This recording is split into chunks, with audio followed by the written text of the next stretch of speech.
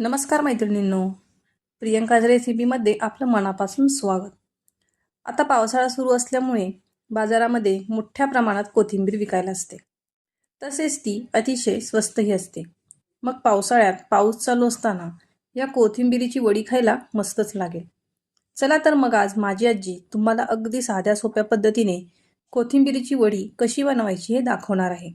शिवाय ही वडी खुसखुशीत होण्यासाठी ह्यामध्ये कोणता पदार्थ घालायचा हेही यामध्ये सांगितलेले आहे. तसेच ह्या पद्धतीने बनवलेली वडी अजिबात तेलकट होत नाही, खायलाही खूप खुसखुशीत लागते.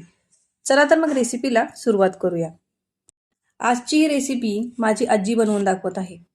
वडी बनवण्यासाठी इथे आजीने एक जुडी कोथिंबीर स्वच्छ निवडून व धुवून घेतलेली आहे. बघा, ही कोथिंबीर आता बारीक चिरून घेऊयात. कोथिंबीर जास्तीत जास्त बारीक चिरून घ्यायची. कोथिंबीर एकदम बारीक चिरल्यामुळे वडीला एकसारखा आकार येतो. आता ही चिरलेली कोथिंबीर परातीमध्ये काढून घेऊयात. बघा, इथे आजी अशा प्रकारे कोथिंबीर चिरून घेत आहे. आता इथे सर्व कोथिंबीर चिरून परातीमध्ये काढून घेतलेली आहे.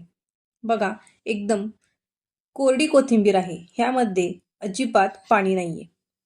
आता इथे वडीसाठी एक वाटण बनवून घेऊयात. त्यासाठी मिक्सरच्या एका भांड्यात 10 ते 15 हिरव्या मिरच्या घेतलेल्या आहेत. तसेच 10 ते 15 लसणाच्या पाकळ्या, पोह्याचा 1 चमचा जिरे घेतलेले आहेत. आता हे बारीक करून घेऊयात. बघा, इथे हे अशा प्रकारे वाटण बारीक करून घेतलेले आहे. आता इथे चिरलेली कोथिंबीर घेऊन ह्यामध्ये 1 वाटी ज्वारीचं पीठ, 1 वाटी तांदळाचं पीठ, 2 वाटी हरभरा डाळीचं पीठ घेतलेलं आहे.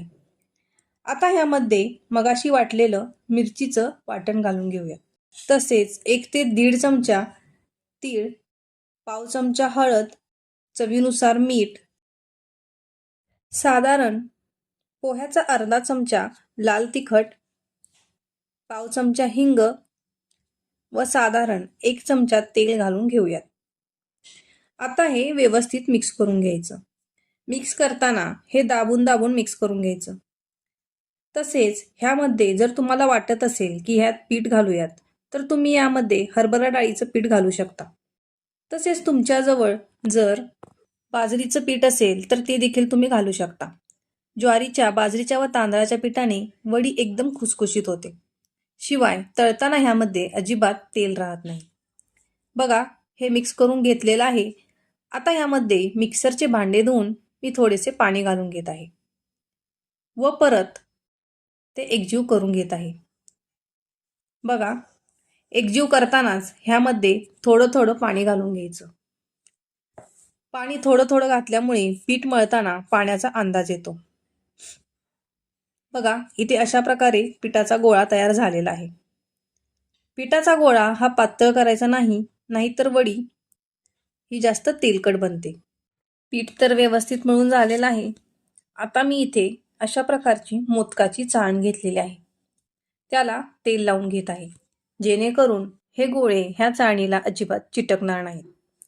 तेल लावून झाल्यावर आता मी इथे हातामध्ये हे पीठ घेतलेलं आहे व त्याला अशा प्रकारे आकार देऊन घेत आहे.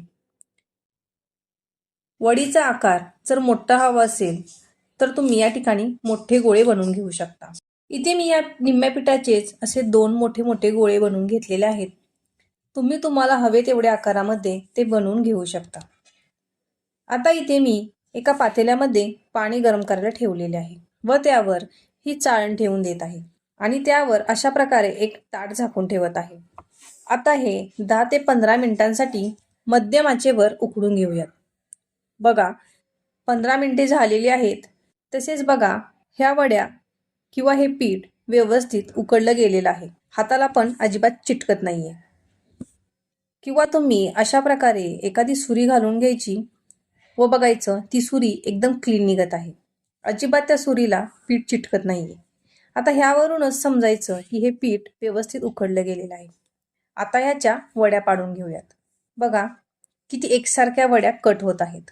अजिबात तुटत नाही की मोडत नाहीये. एकदम एकसारख्या वड्या पडत आहेत. बघा, इथे किती छान वड्या बनलेल्या आहेत, अगदी एकसारख्या. कुठेच तुटलेली नाही आहे की काहीच नाही आहे. आता ह्या वड्या आपण तळून घेऊयात.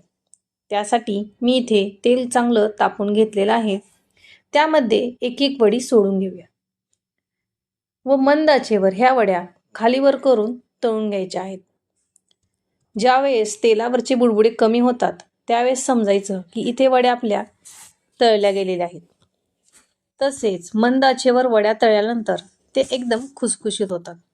आता ह्या वड्या काढून घेऊयात. बघा, कलरही छान आलेला आहे. ह्या वड्या तुम्ही अशा पद्धतीने बनवल्या तर 2 ते 3 दिवस आरामात टिकतात. ह्या वड्या तुम्ही प्रवासात जातानाही घेऊन जाऊ शकता.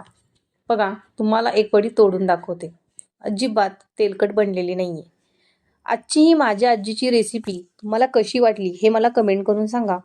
व माझ्या ह्या अशा प्रकारच्या रेसिपी तुम्हाला आवडत असतील तर माझ्या प्रियंकाज रेसिपी या चॅनलला लाईक, शेअर आणि सबस्क्राईब नक्की करा. धन्यवाद.